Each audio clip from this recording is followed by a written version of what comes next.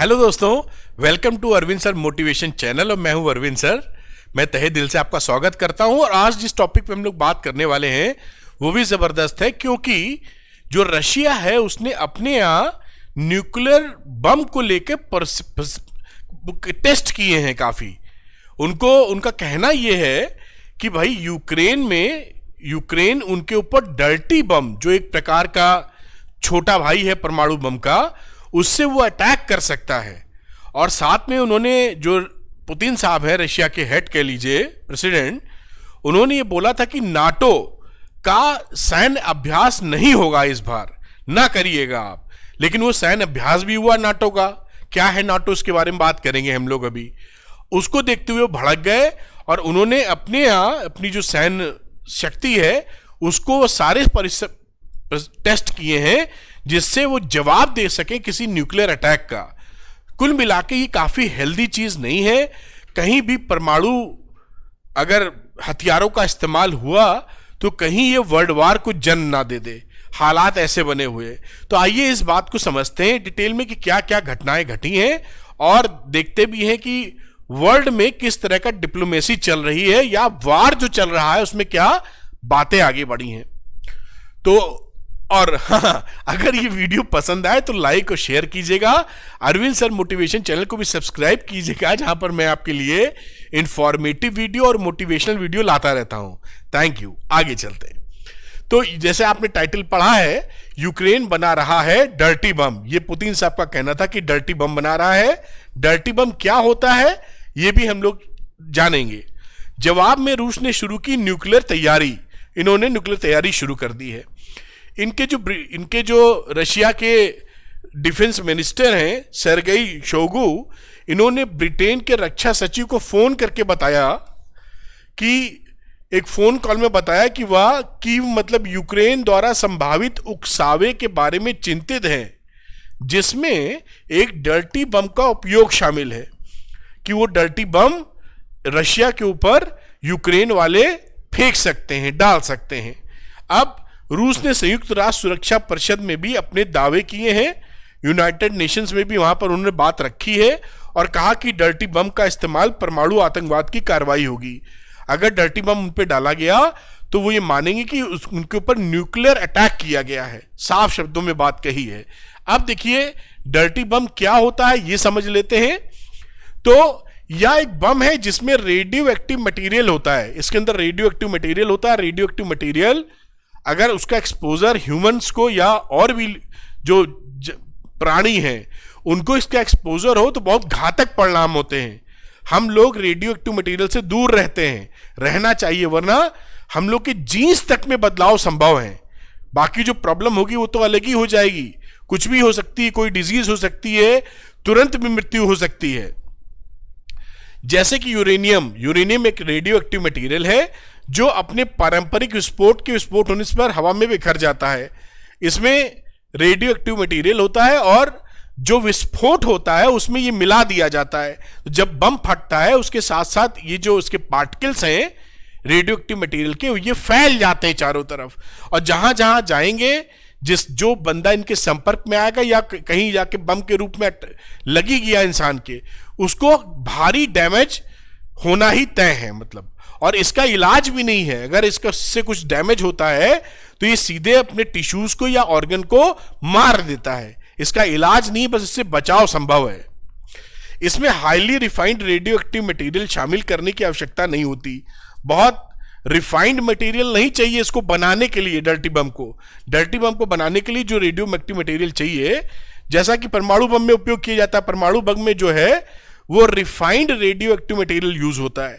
और यहां पर जो यूज होता है वो रिफाइंड नहीं है। इसके बजाय या अस्पतालों में, देखिए फोटोग्राफ है, जैसे अस्पतालों वगैरह में, परमाणु ऊर्जा स्टेशनों या अनुसंधान प्रयोगशाला से जो रेडियो एक्टिव मटेरियल निकलता है उससे बम बन जाता है बड़ी आसानी से। इससे क्या फायदा होता है कि ये तो एक सस्ता बम होता है, इकोनॉमिकल चीपर होता है और इजिली मेड कर सकते हैं, आसानी से बना सकते हैं। आसानी से कई सारे बम आसानी से बनाएंगे तो बहुत सारे बम बना लेंगे जल्दी से, और ऊपर से इसमें लागत भी कम आती है। तो इस बम का आप इसको परमाणु बम का छोटा भाई मान सकते हैं। ये होता है डर्टी बम। अब देखिए आगे क्या था।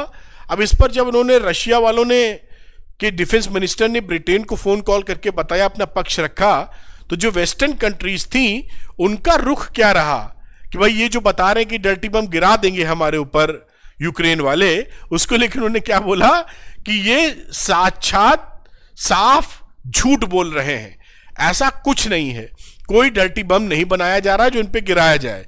यही बात यहां पर लिखी हुई है कि ये वो इन सब जो कॉल्स उन्होंने की है उसको कोई असामान्य बात नहीं है, कॉल आती रहती है ऐसे मौके पर, तो कोई बम गिराने की बातचीत नहीं की गई है। आगे देखिए, अब जो रशियन है वो न्यूक्लियर एक्सरसाइज क्यों कर रहे हैं, यहां पर देखिए, Putin observes drill bye Russian strategic nuclear forces, यानी रशिया ने अपने यहां न्यूक्लियर एक्सरसाइज यानी न्यूक्लियर टेस्ट क्यों कर लिए, इसकी बातचीत करते हैं। अब देखिए, रूसी अभ्यास तब हुआ जब नाटो उत्तर पश्चिम यूरोप में अपना वार्षिक परमाणु अभ्यास कर रहा था, जो कि 30 अक्टूबर तक चलना है। नाटो जो है हर साल अपना एक अभ्यास करता है। नाटो क्या होता है अभी मैं इसमें भी बात करूंगा। तो नाटो एक कई सारे 30 कंट्रीज का एक ऑर्गेनाइजेशन है, वहां पर हर साल वो 30 कंट्रियों को सुरक्षा के दौर को मद्देनजर सहयोग करते हैं। तो हर साल वो नाटो अपना परमाणु मतलब प्रैक्टिस करता है, ड्रिल करता है, जो 30 अक्टूबर तक चलने वाला था।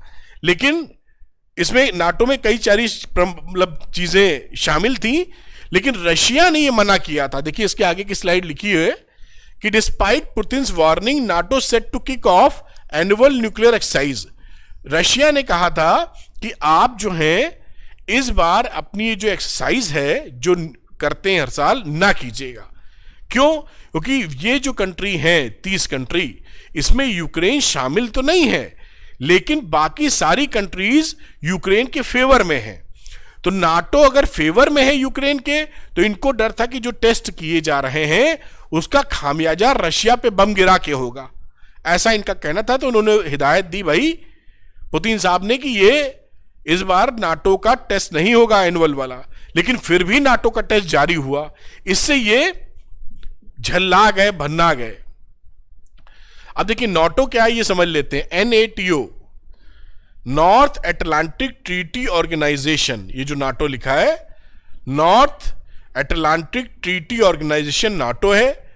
ये 30 ये देखिए सदस्य हैं इसमें, जहां पे यूनाइटेड नेशंस अमेरिका मिलेगा, यूनाइटेड किंगडम ब्रिटेन मिलेगा, फ्रांस मिलेगा, जर्मनी, ये सब ताकतवर देश हैं।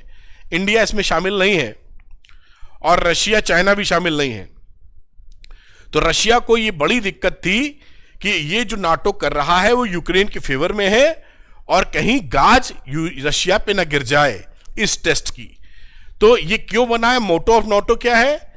नाटो लोकतांत्रिक मूल्यों को बढ़ावा देता है और सदस्यों को समस्याओं को हल करने में विश्वास बनाने और लंबे समय में संघर्ष को रोकने के लिए रक्षा और सुरक्षा से संबंधित मुद्दों पर, मतलब वही होगी रक्षा सुरक्षा, मतलब अपना डिफेंस और सिक्योरिटी से संबंधित मुद्दों पर सारी मदद प्रदान करता है। नाटो का ये एम है। 30 कंट्री हैं जो सामने आपके हैं, आप पॉज करके नोट करना चाहें नोट कर सकते हैं, मतलब दिमाग में रख सकते हैं। अब उसके बाद पुतिन जब वहां पे नाटो का टेस्ट हो गया, वो अपना टेस्ट कर रहे हैं 30 अक्टूबर तक, तो पुतिन साहब भन्ना गए, मेरे मना करने के बाद भी आपने क्यों टेस्ट किया। और उन्होंने उनके जो रशिया में अपने टेस्ट शुरू हो गए। उसी का ये देखिए फोटोग्राफ उन्होंने रिलीज किया, क्योंकि ये मीडिया में रिलीज करना जरूरी है जिससे चारों तरफ तहलका मचे। चुपचाप नहीं करेंगे, इस समय करेंगे और दिखाएंगे जिससे कि बवाल मचे। तो ये पुतिन साहब देख रहे हैं जो भी चीजें पुतिन ने रूसी परमाणु अभ्यास को देखा। और रशिया ने क्या कहा देखिए, रशिया ने कहा एक बयान में कहा कि पुतिन के नेतृत्व में जमीन, समुद्र और हवाई रणनीतिक निरोध बलों के साथ एक प्रशिक्षण सत्र आयोजित किया गया है।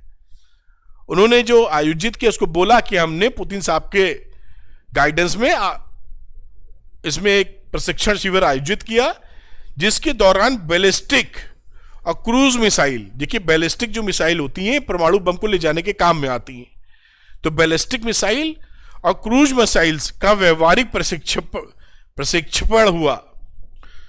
रूसी रक्षा मंत्री सर्गेई शोइगु ने पुतिन को बताया कि इस अभ्यास का उद्देश्य देश पर परमाणु हमले के प्रतिशोध में रूस द्वारा बड़े पैमाने पर परमाणु हमले का अनुकरण करना था। यानी कोई परमाणु हमला अगर हो जाए तो वो डिफेंड कर सके, वो दूसरी जो कंट्री इन पे ऐसे बम गिराने की सोचे उसको निस्तेनाबूद कर सके, उसके लिए हम लोगों ने टेस्ट किए हैं, खुलेआम बोल रहे हैं। और बैलिस्टिक मिसाइल आपको बताया कि परमाणु बम ले जाने के काम आती है और भी काम आती है, लेकिन परमाणु बम ले जाने में सक्षम है। तो ये पूरी न्यूज थी और ये घटनाक्रम है जो कि जबरदस्त टेंशन वाला है। अब यहां तक हालात पहुंचे हैं कि परमाणु बम से संबंधित चीजों का टेस्टिंग चलने लगा है। अब देखते हैं अगला कदम पुतिन साहब का या यूक्रेन का क्या होता है। तो मैंने कहा ये वीडियो आपके सामने इंफॉर्मेशन आनी चाहिए। अगर ये वीडियो पसंद आया तो लाइक और शेयर कीजिएगा और अरविंद सर मोटिवेशन चैनल को सब्सक्राइब कीजिएगा, जहां पर मैं आपके लिए लेके आता रहता हूं informative and motivation video. Thank you very much. मिलते हैं अगले वीडियो में। Thank you. Good luck to you. Bye.